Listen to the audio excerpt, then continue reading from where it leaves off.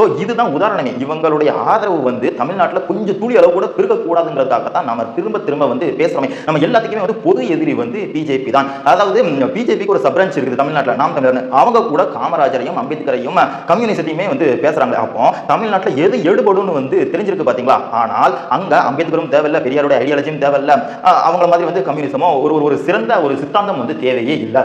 ஹிந்து முஸ்லீம், Hindu Christian இது மட்டும் போதும். அழகா அவங்க வந்து ஆட்சி குடிச்சிட்டு வந்து போய்கிட்டே இருக்காங்க. அப்போ தமிழ்நாட்டுக்கு போடக்கூடிய மெனக்கடல் நார்த்துக்கு இல்லை. இப்போ வரக்கூடிய பாராளுமன்ற தேர்தலில் கூட நம்ம சவுத் வந்து எப்படியும் வந்து ஒரு சேஃப் ஜோன்ல தான் இருக்கு. ஆனால் நார்த்தை நினைக்கும் போது தான் பயமா இருக்கு.